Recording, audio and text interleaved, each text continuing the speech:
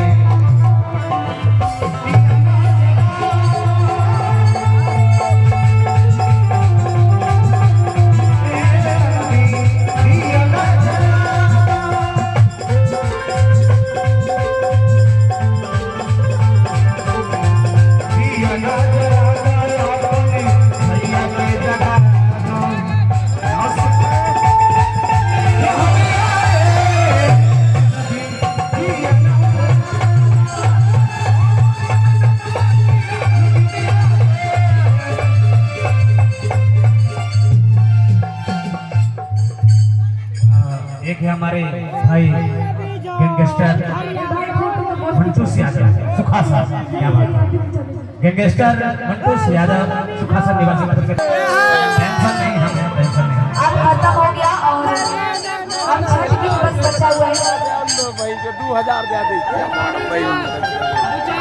ये क्या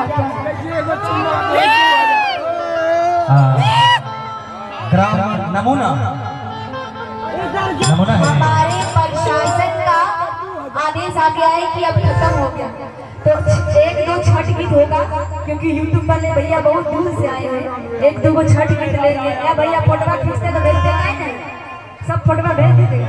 भाई 101 रुपए से नवाजा है भाई निषाद इंग्लिश मनखुश जी। इनका कहते हैं कि कौन कहता है प्यार नशा बन जाता है, कोई कहता है प्यार सजा बन जाता है, पर प्यार करो सच्चे दिल से तो वो प्यार जीने की वजह बन जाता है। क्या बात है, बहुत बहुत धन्यवाद भाई निषाद इंग्लिश मनखुश जी को 101 रुपए का पुरस्कार, बहुत बहुत धन्यवाद। चलो हमारे भाई सब हमारे की कहियो सब देखो मस्ती बहुत भाई गेले। अब रउआ सब प्यारी बानी नु, तो छठ पूजा के तनी को इज्जत दे दा, ठीक है।